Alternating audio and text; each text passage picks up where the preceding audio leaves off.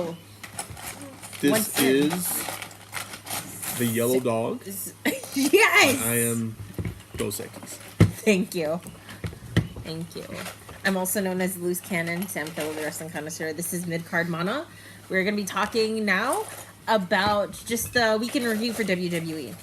So these two are the two shows that they had. Of course, the Raw was the go-home show before Elimination Chamber, in which they had gauntlet matches all night long, almost.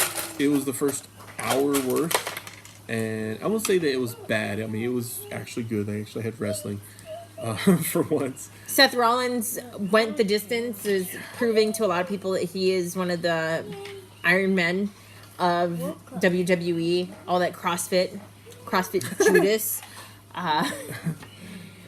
Which served him well because he in the first hour defeated both Roman Reigns and John Cena back to back before getting eliminated by. And one thing that really I feel like they've set Roman Reigns up for failure so much, where they've had him like, okay, your character is that he laughs at everything because he's such a badass. So at one point he laughs after he's pinned. And then he turns to the referee, and the referee's like, no, that was 3. And then he's mad about it, kind of.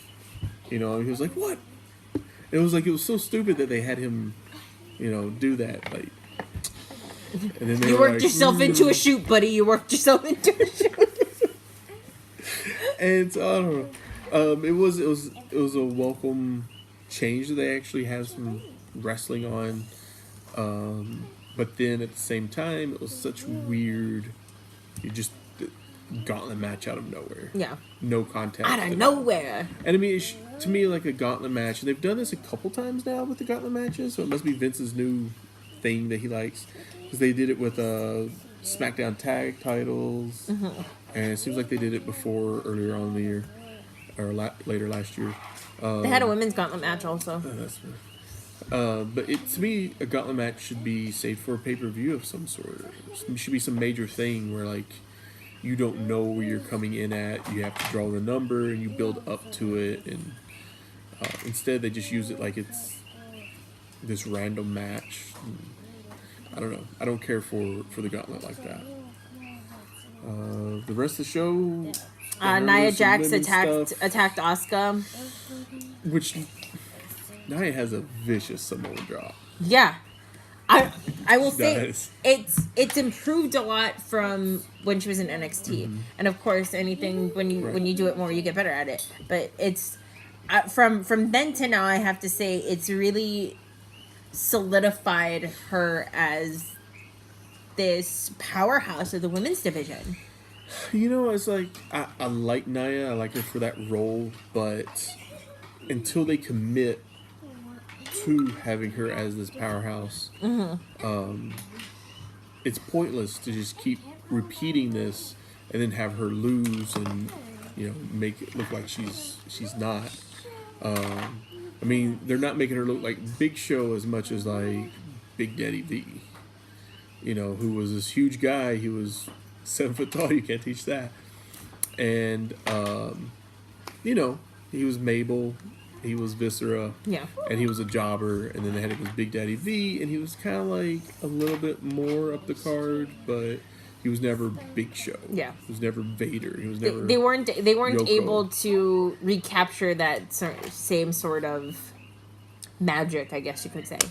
Yeah, so hopefully they'll push Nia and do in the right direction also, because one of the main reasons why I'm thankful that Enzo Amore got canned, but one of the at least within the world of wrestling reasons is he was being used for such a terrible storyline for Nia Jax, and I felt like it really made me annoyed because I felt like it really undercut her. Yeah. A whole lot. It almost seemed like a step back because usually you'll introduce a monster wrestler as the bodyguard, significant other sort of type thing. And like if you were going to introduce her to the main roster in that role, cool. And then she gets in the ring and she starts destroying people and yeah, she's relevant.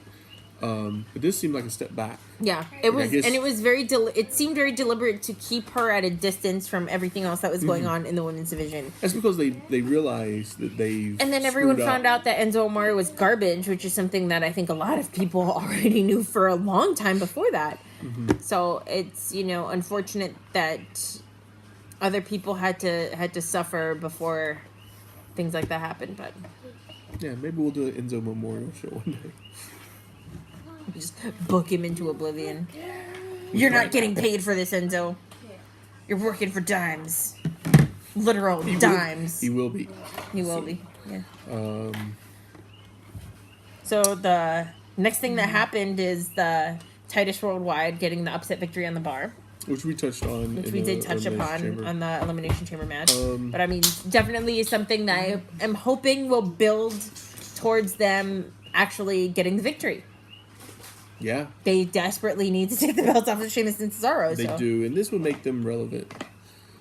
Titus Worldwide relevant. Yes. Really. And I feel like, this is what they should have been doing a while back with them, instead of just having Titus as the manager. I know you've been calling this for a long time. I don't know why they put it off. Raw is not the one known for their tag teams. No, it is not. They have a lot of good tag teams. I mean, we've got Titus Worldwide. Yeah, they just have been used very poorly. Yeah. Good Brothers, Revival. Good Brothers. You even have Slater and Rhino, which Slater I have Gator. no idea. Or no, not Slater Gator. Slater and Rhino. Well, he always gets teamed with now. I have no idea where they're going to go with Slater and Rhino. So. And even the Miztourage. Miztourage, which they haven't used. This will be their first match. Elimination Chamber would be their first actual legitimate tag team match. If it was me, I'd have Slater turn on Rhino, and then Slater and Hawkins start tagging, because they don't use Hawkins either. And, I mean, you could use them as kind of an undercard tag team. I was like, is he still on? Yeah, he's still on Raw. Still on Raw. But that would be a decent undercard tag team, I think. The Star Makers. Oh my God, can you imagine? The Star Factory. Hey, he's got kids, Joe. He's got to feed them. Yeah, it's true. They just upgraded to double wide a couple years ago, so. Anyway, so the last match that they had was the women's match. That was 3-on-3. So that was Absolution and Alexa Bliss versus Bayley, Sasha Banks, and Mickie James. So they'd been building up where Alexa Bliss has been trying to get more people on her side, right? Because she's teaming with Absolution, but also she's working with everyone else is going to be gunning for her for the title on Sunday. So she's been trying to get on people's good sides. Yep. So, and after the faces win, obviously, the other two members of Absolution, Sonya Deville and Mandy Rose, turn on Alexa Bliss, and who comes to her rescue? Mickie James. Mickie James. So interesting build that at the end of Monday Night Raw, Mickie James stands with Alexa Bliss. It was, booking wise, it was very like, oh, that's it, it's over. Yeah. It was strange booking wise. It was exactly like that, actually. It was so, I don't know what they're thinking. Yeah. I mean, they should have ended with the gauntlet, and had that build to the gauntlet, like, they draw their numbers or whatever. Seth Rollins draws number 1. Gotta do it, But I don't know. Very anticlimactic finish. Yes. I was watching. I was like, "It's over." It's like, oh, that's it. It's over. Okay. So then, SmackDown this week. SmackDown this week was better than Raw. Usually, sometimes it is. Usually is. And then NXT is usually better than Raw and SmackDown. Yeah, well, I mean, it's like you got 3 hours, 2 hours, 1 hour. If they come out with a half an hour 2 show, Alive was also really good, but so they're building up more towards Fastlane, which is quite a ways away. Yeah. So they still have a lot of work to do. So they had a couple of the matches that went on. Dolph Ziggler versus Kevin Owens, sort of a tease of what's to come. I love both of these guys, and I thought that match, while technically sound, was a crappy match. I was just not into it. The crowd was not into it. But that's what happens when you have two heels face each other, and you don't have any, you don't have any reason to care for anybody to win the match. Kevin's a heel, Dolph's a heel. Dolph, who has been booked into oblivion, so we're just. But apparently got a pretty sweetheart deal to stay with the WWE and lay down. So. But still, he's been pay me. booked into oblivion, and now we're supposed to care. And yeah, even the match itself, nobody was really wrestling as a face in the match. From that. Except for, of course, dynamic. the Guardian Angel who came out to save the day, Sami Zayn. Still not a face. Still not totally a heel. An interesting note. Yeah, he's totally heel. Sammy's totally heel. I wish he did more heel stuff though. Well, that was a pretty good heel thing, coming out and then stopping right at the edge. So Kevin, who did hit a vicious super kick at the end, and Dolph sold it incredibly well. Dolph sells amazing. I just wish if Dolph was a face. Big Zigs. We're starting this. He's Big Zigs. If Big I've been calling him this for years now, and I've been trying to get it to catch on. Big Zigs, thank you. If he was a face for this match, that would have been huge. Yeah. People would have cared. They would have wanted Dolph to win. He's a great face. It would have gone honestly. So what happened is you had 3 heels in this match, and the fans were just kind of they popped for moves. Something would happen, and they would kind of go, "Oh, that hurt." But there's not a whole lot of the whole boo, yay, boo, yay. And it's to start the show. It just sucks the life right out of everything. For the fans to sit there and go, I like these guys, but I don't really give a shit who wins and who loses. Yeah. And that's exactly how SmackDown started. And the next thing that took place after that was actually a little bit more effective. Was Jinder Mahal confronting Bobby Roode and Randy Orton. Another thing that's so weird. And Jinder Mahal's weird thing of revealing Bobby Roode's top 10, which put Bobby Roode at number 1. And it just, obviously would, but then he's like, he broke the rules because he voted for himself and he wasn't supposed to. Which they stated was completely a no-no. I know, it's just like... That just, Jinder Mahal proving that he can take a stick and run with it. Yeah. By the way. I love Jinder. I really do. I've really been sold by him by being able to just take these dead weight things they give him and breathe some sort of life into them. You have to, you know what I mean? I'm just sitting all over the place. Sorry, all the other stuff. But this is another thing. It's here we have face Bobby Roode, we have heel Jinder, so that part's good. And then we have Randy Orton, and I don't know if he's coming out. Who is placed at number 10 on Jinder Mahal's list, or on Bobby Roode's list, and you know who is number 9? Ty Dillinger. The most heel thing you could have done is put Ty Dillinger not at 10. So 10 at 9. This is the second week Orton has come out to attack Roode. Yes. And Orton, the face, who apparently has been wanting to turn heel, which apparently WWE is nah. We're just gonna book you as a heel, and we're never gonna turn you as a heel. Yeah. Which makes me bang my head because it's no, he should be heel. Just do it. Just do it. He should be heel, and he should be in 205 or something. But I'm 205 kilos. It was, he comes out and Roode actually reverses everything, and Roode's the one that leaves the ring standing and reverses the RKO into a glorious DDT, which is awesome. And that would be glorious Yes. I would be all for Rude Orton match or triple threat. Rude Orton Ginger. Ginger Mahal. I think they really have to turn Orton heel. They really need to turn Orton heel for this. Orton is going into the match at Fastlane. He's fighting Bobby Roode. So I mean, Bobby Roode, unless they turn Roode heel, they could turn Roode heel. I mean, Roode is a great heel. He's an excellent heel. My goodness. And I think he's a better face after he's an established heel. You know, I mean, in TNA we saw that he was a heel for a long time.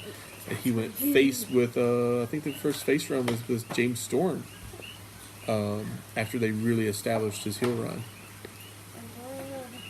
So I don't know. Apparently Orton's supposed to be taking time off too.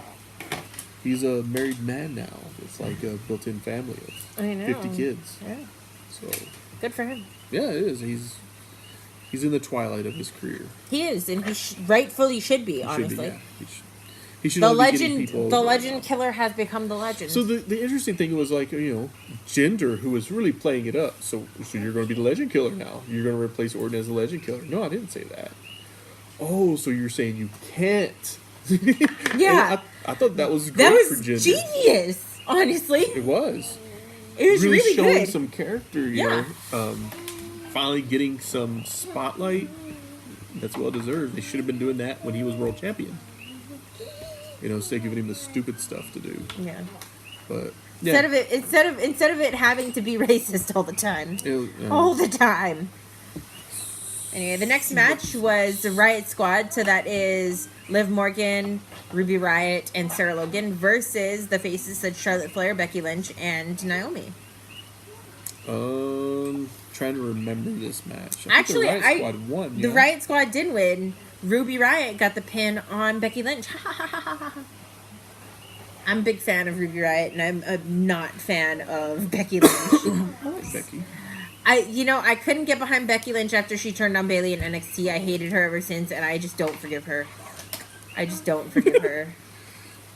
Don't forgive her. She's a face now. Don't forgive her. Still good. I really don't have any comment on the match. I'm just. It was pretty good. You know, I can't. There were some weird moments where it seemed like they're still trying to figure out how the three very different wrestling styles of the Riot Squad are gonna mesh together. And I don't know if it's just maybe they haven't had as much time on the main roster as well as much time with each other. Yeah. To really get to that sort of cohesiveness, because they're presented like a team, so I feel like they should be working in tandem a little bit better. That being said, I think they're still doing much better than Mandy Rose and Daria Bernardo or Sonya Deville. It's not doing any of them, especially the ones they've brought up more recently, any favors, because we still are just getting the same match every week. Yeah.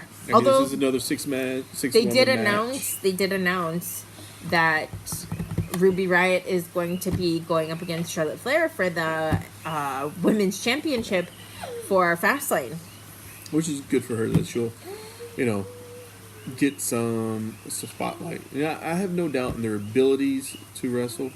It's just that story-wise, I have a little bit of doubt for Liv Morgan. Not anything against her, but I mean just comparatively to, I'm going to use their indie names, to Crazy Mary Dobson and Heidi Lovelace, but she just hasn't had that same level of experience wrestling in. And they won't until they have their own show. Yeah. I mean, honestly, until the women have their own show, until they can actually be performing on a more regular basis instead of one match a night where you just throw them all in the ring together. Yeah. They may get like 2 minutes of ring time overall. Yeah, if they even get tagged in, or some shows they just make a run out, or they're just at ringside or whatever. Yeah. So they're not doing the women any favors with this setup, and then they're not doing the fans any favors. Even though it's supposed to be the women's revolution. It is, until they have a 1 hour show, at least on the network, I don't think it is. I mean, they're getting more pay-per-view spots, which is great. Yeah. Rumble, Elimination Chamber coming up. But again... But that can only do so much. We need to have a women's show, like, like Shimmer or whatever, and have it on the network. Shimmer, Shine, Glow. Have women's tag titles. I mean, you have enough women wrestlers now that You could easily do it. You could fill the roster out. You could do it for each brand, honestly. I wouldn't go that far, but I would have a women's show. I mean, I think definitely and you could they still could do feature it them for on each the brand. brand. I mean, like you could give them the same amount of time they're given now, and feature them in a match here and there, and kind of take notes from the network show that they have and catch up the fans on it and try to get the fans into it or whatever. And you could do the same thing with Total Divas, kind of feeding into the shows. But until they get a show and actually get momentum, I mean, for me, I can't get into their storylines because it's continuing storyline for 6 months, and it's one storyline, and it never. Well, not only that, but I mean, when you have a storyline and then there's no momentum, and you have it completely debunked or contradicted on Total Divas, which is a supporting show. It's very difficult to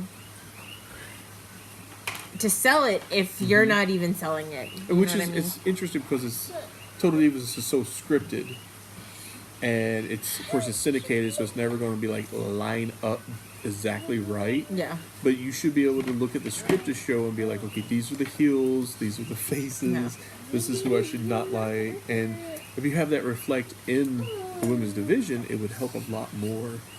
But it's never taken into consideration at all. Yep. Anyways, it's our typical rant that we have on the women's division. We have lots of those.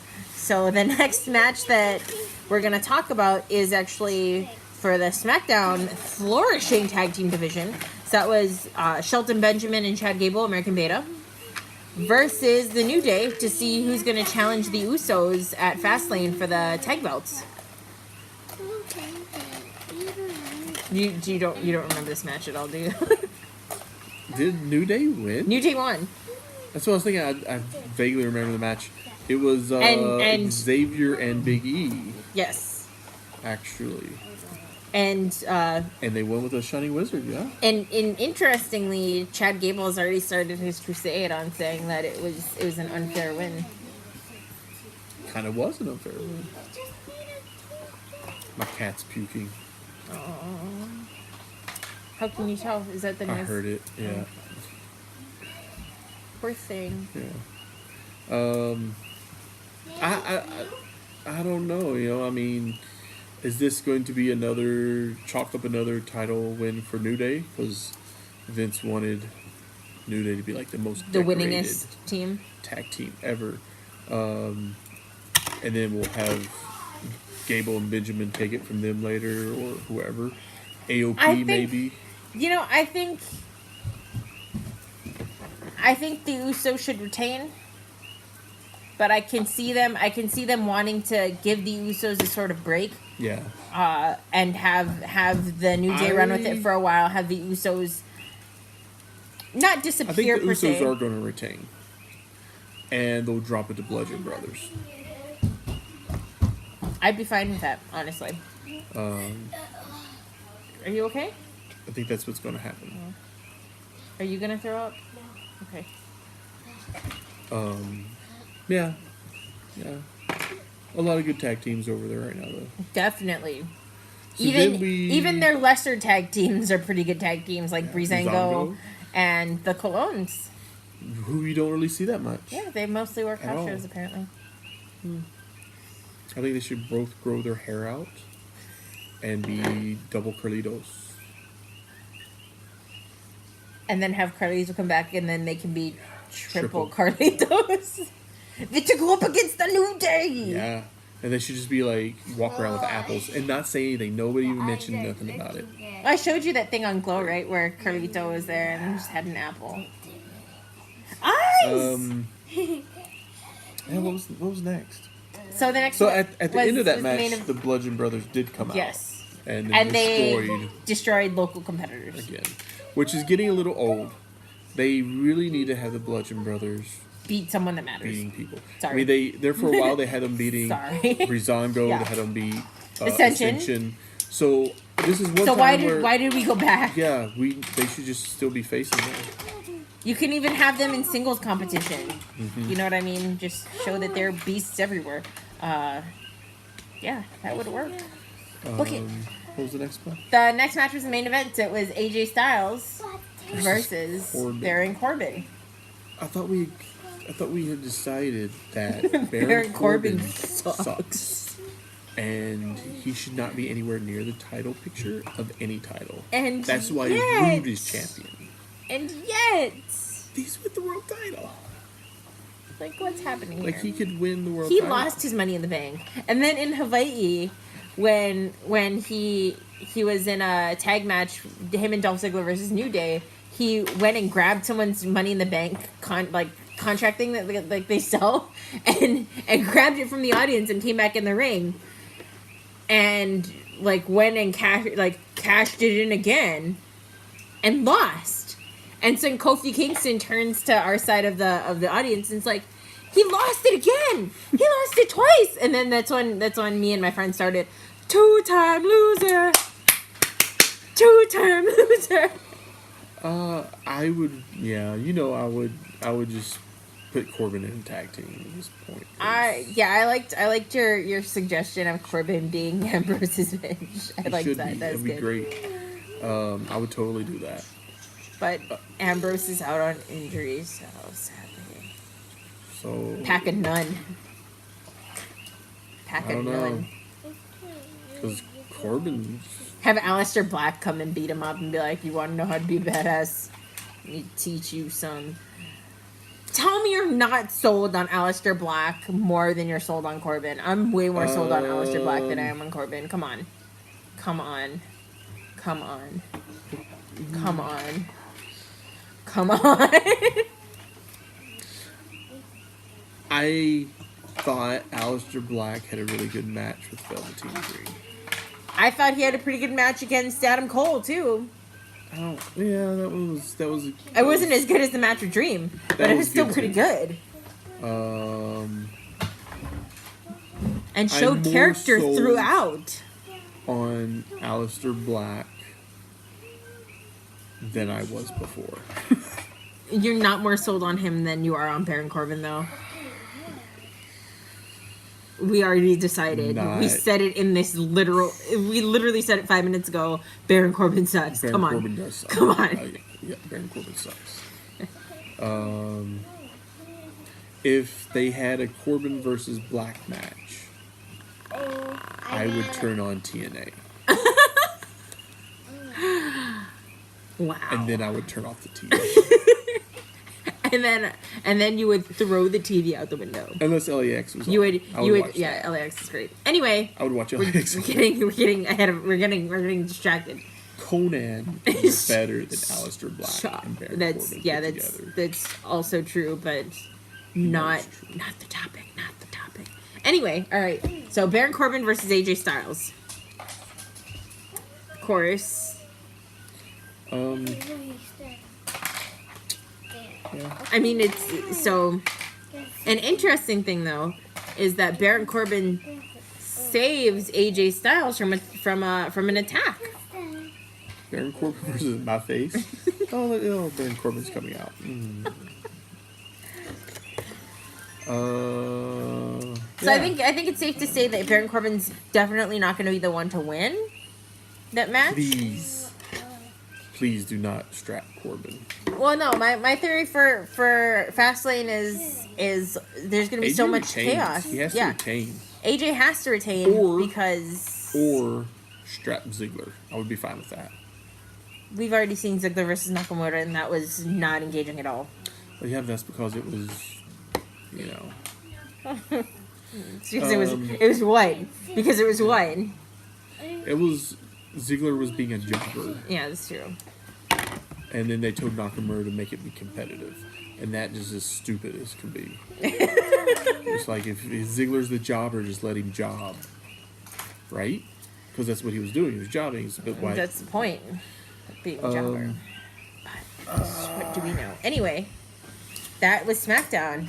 So we're going to talk So about... what they'll probably do, Ziggler wins, and then we have AJ versus Ziggler versus Nakamura. Because Vince is not going to be happy with Nakamura being the only competitor for the match. Well, That's going to suck. That's going to be horrible. Or they could go with the original thing that they should have done, which is strap Kevin and then make it Kevin versus Sammy for the title.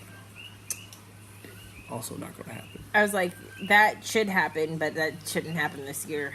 It shouldn't happen this year because this year should be what we all wanted it to be: Styles versus Oh, Braun Strowman versus all. Braun versus everyone. Braun versus everyone. One giant gauntlet match for WrestleMania. 4 hours long. Braun Strowman enters one and leaves. and he just starts power slamming everybody. Nia, Alexa Bliss. He leaves with all the titles. I would be sold on that, actually. I would be okay with it too, actually. I think... Amazingly okay with Yeah, it would be great. Yeah, that was it. SmackDown was okay. It was better than Raw, but it wasn't like great. I mean, yeah. Okay.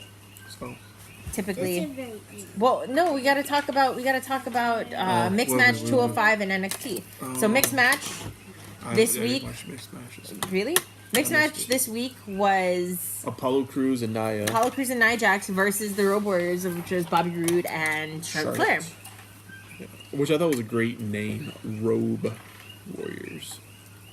And I mean, that match ended pretty predictably as far as who I think everyone figured was going to win. But an interesting swerve was that afterwards, Nia Jax not exactly takes out Titus Worldwide, but pretty much talks a lot of smack to Titus Worldwide. And then shoves over Titus O'Neil. And Apollo Crews is behind him, so he flies backwards. Huh. Yeah. And then it ends with Apollo Crews laughing at them. Or sorry, it ends with Apollo laughing at them because there's no longer Crews. They took Crews off his last name. Weird. Yeah, which is... No, we won't talk about that at all. Why they took the name off? It's dumb, in my opinion. It is, but It's I really mean, dumb. you know, for such a conscientious pretend, or at least, you know, Go ahead, I want to hear this. pretending to be conscientious company, I can kind of understand, or you want to distance yourself as much as you can from that kind of stuff. But then you see this sort of weird double standard on other things, so it's Exactly. it's a little weird. It's a little questionable. It really makes you question where the values are. But anyway, so the match itself ended after a glorious DDT on Apollo Crews by Bobby Roode to get the pin. Yes. And I'll give it. I'll give it. Until she's victorious and she will defend. She will defend. So then that leads us to 205 Live. We're gonna go through really fast. They recently announced the bracket for 205. Oh, nice. And the continuing matches. So they had the last matches in the first round to determine who's going to be the new Cruiserweight champion. That's going to culminate at WrestleMania. So who it won? was Arya Daivari versus Buddy Murphy. The best kept secret. The secret's out. Buddy Murphy won like how I thought he would. So They have been really pushing this with Buddy Murphy. Which is good, because Buddy Murphy is insanely talented. Did I ever tell you the first time I saw him in NXT, he gave me the weirdest Flying Brian Pillman vibe. Like, just watching him move around the ring. I was just like... I do remember that. So here's one of my things on it. They did the whole, like, he's trying to cut weight to get to 205 Yes. thing. Which is honestly a great storyline. It is. I thought they should have done that With lots of with other people. some other guys who are relevant. I'm not saying guys who are on the main roster relevant and give 205 a little bit of a rub. You know, I don't know how legit this was. They're saying Buddy Murphy's now 204, I believe. Yeah, 204.5 or something. I believe he was like 220 or 220 some pounds before. Yeah, so they had him cut about 15 pounds. or so. Does it look like he's cut 15, 20 pounds? No. Well, I mean, he looks smaller than he used to. He doesn't look that much smaller than he used to, though. So it's interesting. And then you look at someone to have a weird parallel. So Tommaso Ciampa, the Psycho Killer, which is the shirt I'm wearing. He was also a competitor in the Cruiserweight Classic. He clocked in well under 205. He was like 180 something. Yeah. 190, I think, tops. He didn't even hit 200. But he recently, when he showed up again, we're going to talk about that in just a little bit. When he showed up again, he was huge. Oh, I bet. I mean, he's been off for Like 6 months now. he was jacked. He put on at least 10 to 15 pounds of muscle. Probably trying to get out of 205. So, I mean, it's just... You know, because that's been the plan, like, to send a lot of these guys from NXT to 205, because a lot of them are quite smaller. Yeah. So, I mean, So just, here's, like- just very interesting that I don't know if we talked about this. maybe or- he still makes weight and is jacked now, but Maybe. Buddy Murphy looks maybe about, like, 5 pounds smaller and is actually, in actuality, 15. So, who knows? Austin Aries made a comment that, you know, it doesn't make a lot TNA of champion, sense. Austin Aries. Yes. Or Impact champion. Heavyweight champion, Austin Aries. It doesn't make a lot of sense to have a division with limits on it. But That's why there was the X division. Right. But then particular guys are exempt from those. Yeah. And It's an all or nothing thing. Yeah. You should have everyone that's under this that's weight what class. his beef with it is right now. Is that you're saying only these guys have to go to 205 because they're under 205 pounds. But And Balor is exempt. See, look at it this way though. this If you guy's exempt. like, if you put some of these guys next to regular people, they, you know, they might be a little bit shorter, but as far as being cut, they're about the same. Like if you like look at Well, a lot of the guys on the main roster are pretty small anyway. Like Seth Rollins is not a huge guy. I mean, he's I'm sorry, like 6 I foot, love maybe. him. Sami Zayn is not a big guy. Kofi Kingston. You put him next to some of the cruiserweights, and he looks about the same size as them. Yeah. Like, I mean, I love you know, him, but it's true. yeah, it's damn true. But yeah, I'm curious how heavy Kofi Kingston is now. he's looking it up. You okay? 210. Kofi Kingston. 210. Why didn't you So the other fake match. it? Nah, I don't you know. went to fake it. I feel like WWE's going in and 220. altering all of the He's going to say like Wikipedia 220 or accounts. something. But so the other match they had on 205 Live was Mustafa Ali, someone I've been really high on, and not Ari Daivari. I'm sorry, Ari Daivari was against what do you call it, Buddy Murphy, but it was Mustafa Ali versus Gentleman Jack Gallagher. It's being billed as 212. 212. I call BS on that. He's like, he is 204.5. Kofi's probably like 185, maybe 190. He's probably 200 at the heaviest. Yeah. Let's be real. They don't announce Balor's weight anymore. Yeah, because he's well under 205. Xavier. I mean, Xavier's kind of He's gotten ripped, bigger. but he's very No. small. Yeah. Xavier's like 5'6", 5'7", maybe. This is to say he's 5'11" and Big E's 5'10", so there's no way That is Xavier ridiculous. is 5'11". That is absolutely atrocious. It's such a disgusting lie. Unless his Iron Sheik 205 build weight, but then they'd have to break up the New Day. Can't do that. Yeah, so the other match was I keep saying Ari Daivari, was Mustafa Ali versus Gentleman Jack Gallagher. You can't tell them apart? Oh my god, don't even front like that. It's the reason. Seriously? I'm gonna They're punch you mixing in it your like face. Denzel and I love Samuel Jackson. Mustafa Ali. I love Mustafa Ali. I will fight you. I'm just going to cut that part out.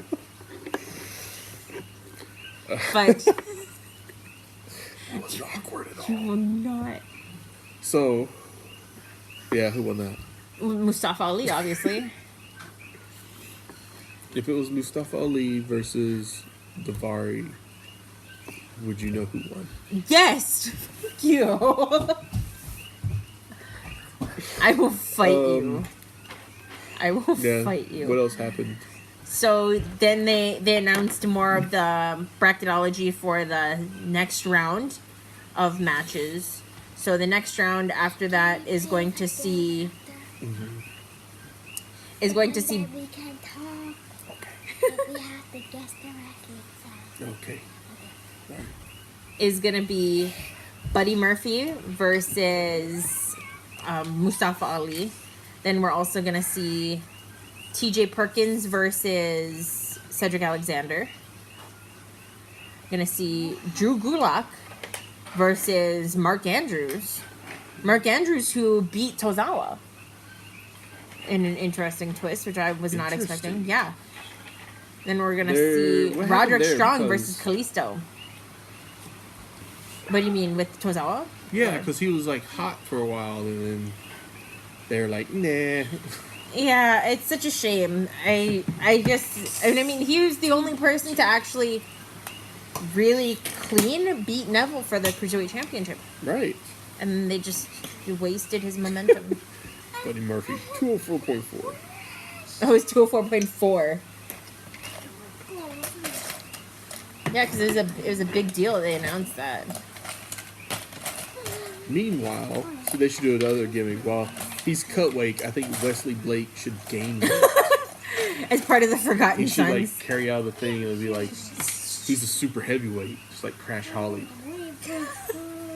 Have him be like as big See, as like all right, this is saying Tucker Knight or this is Otis saying, Josevic. Blake is 240. Whoa! That's a lie. He's 240, and Murphy is. That is an absolute lie. I can't even articulate. That is ridiculous. Anyway, NXT. We're gonna do NXT really fast. All right. So NXT this week saw No Way Jose come back Oh, I'll have to catch up. against Velveteen Dream. No way. So Velveteen Dream, of course, because he's on the upswing, picked up the win with his elbow drop called the Purple Rainmaker. Yeah. We'll change it to something else. Purple Rain would have been fine, I think. Yeah, but not Purple Rainmaker. That's much. That's much. So, an interesting thing is they actually have a not a post-match interview, but a backstage interview much afterwards, where Tyler Bate comes in and accidentally is just like, oh, sorry, I didn't mean to. He's just walking through because they're backstage, right? Uh-huh. He's like, oh, sorry, I didn't mean to interrupt. And then Velveteen Dream's like, oh, no, you don't have to be sorry for interrupting. Everyone should be allowed to bring gifts to me at any time. And he's holding a bottle of water, and he's like, actually, I'm pretty thirsty. Why don't you give me a sip? And he's like, sticks his face out, like, so he can pour the water in his mouth. He's like, oh yeah, you're thirsty. Want a sip? And he just like throws the water in his face. It's like, Tyler Bate just becoming relevant again is great. Tyler Bate, whose music is basically Sledgehammer by Peter Gabriel against Prince. It's great. Good times. Good times for all. Some international flavor. Yeah, something like that. So then the next thing that happens is them talking a little bit more about the Dusty Rhodes Tag Team Classic and how it's going to start off in a little bit. Nikki Cross finally makes an appearance again in singles competition against Vanessa Bourne, who is one of the competitors in the Mae Young. Nikki Cross, of course, picking up the win. Interesting that she's been gone for quite some time, so it's nice to see that she is sort of being reintroduced. I hope it wasn't for any serious injury or anything like that. So It was the same way with Jose. I don't know why Jose has been gone for so long. Maybe he had a really bad neck injury. I don't know. So the main event of NXT this week was Andrade Cien Almas versus Johnny Gargano, title versus career. Oh, if Johnny Gargano won, he would get the title. If Andrade Cien Almas won, he would retain the title, and Gargano would have to leave NXT. Interesting. Yeah, because Gargano was basically like, I deserve one more shot at that. And they're like, you lost 3 times. He's like, I'm putting my career on the line. And of course, now that Sheamus is putting his career. now that Candice is there, she acted through a lot of the matches as a good equalizer for Zelina Vega, right? Uh-huh. So anytime Zelina Vega tried to interfere or insert herself into the match, Candice LeRae would come out and take her out. So she wouldn't be able to jump in front of Andrade Cien Almas, or she wouldn't be able to pull a cheap shot on Gargano. Yeah. So everyone thought, great, Candice is here, so Zelina Vega won't be able to take advantage of the situation.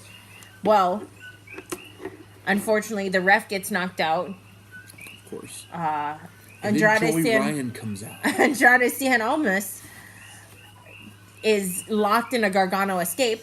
Uh-huh. Who breaks it up but Tommaso Ciampa hitting Gargano with the crutch, which leaves him prone to get hit with the La Sombra, which is the hammerlock DDT. Uh-huh. And 1, 2, 3 counts later, Johnny Gargano is no longer with NXT. And this is his exit to stay on the 205 roster. Yes. But also, they have an interesting stipulation where he's still required to complete the rest of the house shows that he's in. Oh. Okay. So contractual, you have a list of obligations. You said you would perform at these shows prior to committing to this termination. So you have to serve out the rest of your contract and then you go. Okay. So an interesting way to perhaps include him in for the next build NXT pay-per-view to Gargano and Ciampa. Because it doesn't appear that there will be a place for Gargano to come into the cruiserweight competition, a cruiserweight tournament, because they've already completed the first round. Oh. Unless they have some sort of weird bye, yeah. where someone else gets injured and then he gets inserted into it. Or he just, he's there to challenge after. He'd be the first big challenger. Which I would also be okay with. Yeah. So then they also talk about the bracket for the Dusty Rhodes. Uh-huh. Oh, and also a great thing is, as Gargano's leaving the arena, after he loses his career, Ciampa just stands there with the crutch and just like, bye. Amazing, great. I love the Psycho Killer. He was always my favorite in Team DIY. I mean, why not bring Gargano up to the main roster? I mean, we do have Balor, we do have some of these smaller guys. He's only going to make people like Braun and Gallows and Big Cass look huge. You could sell it that, this guy's 6 foot or 7 foot tall, because he's going to look humongous next to Gargano. Yeah. But we've seen him go with Cassius Ohno, and I mean, geez, that was a great match. But I mean, with the two of them, it would be impossible for it to not be a great match. Right. I'm just saying Gargano could go. Gargano versus Rollins, Gargano versus Cesaro. Revisit Gargano versus Dean. Yeah. Gargano versus John Cena. Man, wouldn't that be something? So the bracket as it stands right now and I'm looking at it on my phone. So the bracket as it stands right now for the Dusty Rhodes Tag Team Classic, I believe this is the 3rd annual. Yeah. Right? I think so. Because Finn Balor and Mojo won the first one. Autos Pain won the second one. This one's the 3rd one. So the 3rd Dusty Rhodes Tag Team Classic has in the first round, the matchups are as follows: Street Profits, which are Angelo Dawkins and Montez Ford, versus Heavy Machinery, which is Tucker Knight and Otis Dozovic. I would love for the Street Profits to win this. Yeah, that'd be incredible. There's the me God-Gifted Athletes, which is Tino Sabatelli and Riddick Moss, versus specifically Eric Young and Alexander Wolf of Sanity. Then we have TM61, the Mighty Don't Fall, which is Shane Thorne and... Oh my god, I can't remember the other member. I'm terrible. But TM61 versus the Authors of Pain. Interesting because those were the two people those are the two tag teams that went to the finals last year, actually.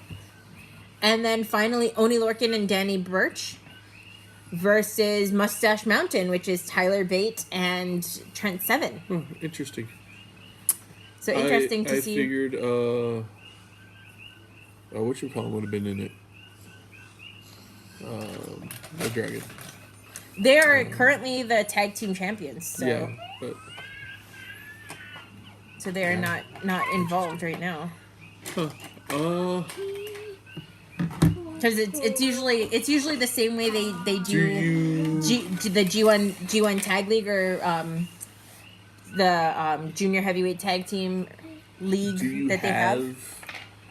Is that Authors the of next... Pain win it twice and be, kind of the two-time Dusty Rhodes. The only two-time Dusty Rhodes Tag Team Classic or winners? do you have, would this be their nod out?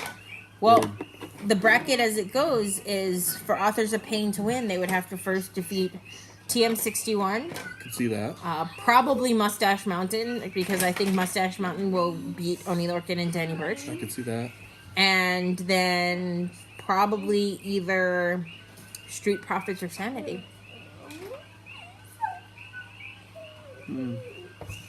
So, we'll see. I mean, they could go and give the rub to Street Profits. They've been getting a pretty nice build lately, But honestly. So I would say Street Profits.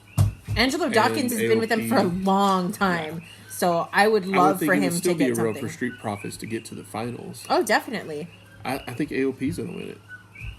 And be the first two time, and then go out on that high note. Yeah. Because then there would be, what else is there left for them to do? And you would bring them up to Raw and be like, oh, these are former NXT champions, the only two-time Dusty Rhodes tag team. I mean, that's usually how they build up a tag team, is they have them accomplish something really big. I mean, when they brought up the Ascension, they said the longest reigning NXT tag team champions. When they brought up Lucha Dragons, the ones that defeated the longest running NXT tag team champions. When they brought up the Vaudevillains, they were brought up as fan favorites. When they brought up as Enzo and Cass, same thing. When they brought up, who am I forgetting? When they brought up the Revival, the first two-time NXT champions. Yeah, they were NXT champions. It was referenced. So, it's true. But I mean, we were talking about AOP, who I feel like they have long-term plans. Like, this is going to be their... They should. I mean, they're two big guys. And I mean... honestly, two big guys. And I mean, looking at how much they've improved from when they were first introduced as Authors of Pain to now, they've really taken, I think, a lot of things seriously, so that they look so much better and so much cleaner in the ring. You have a tag team that would easily be paired with a lot of singles wrestlers to as form a enforcement, great stable. yeah. Good God, Authors of Pain with Braun Strowman. Good God, Authors of Pain with Samoa Joe. They've already tagged together. Rusev with Authors of Pain, because they're both foreign guys, right? I don't think it's actually specifically referenced with Authors of Pain. I believe they're both foreign, though. I do think so also, but I just don't think it's anything that's specifically referenced. The question is, do you bring them up with... yes. What's his face? With Paul Ellering, yes, because they need a mouthpiece really bad. They do. It's nothing against them. If you put him with someone like Rusev could easily be a mouthpiece. It's true. Perhaps maybe we just aren't as familiar with them. Yeah. Because they haven't really gotten opportunities to cut their own promos and much of a chance to talk. Sonny Dinsa, who is Akam. Yes. Is Akam. From Akam. Oh, he's from Canada. Akam and Razor. Wow, he's really foreign. I'm not even sure he speaks English. He's from Canada. British Columbia, no less. I was thinking he was from a European country somewhere. No. That may be the other one. I thought you Let's meant see. ethnicity-wise. No. Not where they're actually from. No, I meant like what country, nationality-wise. Okay. I can't pronounce his name. GZIM. I don't know if that's. I mean, he's Quiet or Dutch Albanian. Zim, yeah. So, let's see, where is this? Amsterdam. He's from the Netherlands. Yes. So, And that is Razor. yeah. He's billed from Kosovo or Albania. So, I don't know, does it say where the other one was built from? Does not. Oh, that's. Does not. No. Does not say where he's built Parts from. unknown. So, yeah, I mean, gosh, I mean, you could really do anything with them, honestly. I mean, even if you didn't want to bring up Ellering, I mean, there's a good role for Sheamus. Be the mouthpieces for Authors of Pain. Yeah. Yeah, there's so much that they could do differently, but we talk about that all the time. This, that is our week in review for the WWE. And this is my cool Psycho Killer shirt. Because Ciampa's back, baby. Ciampa's back. One sweet.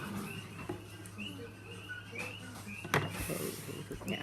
I don't know how to You do have it. short arms. I do.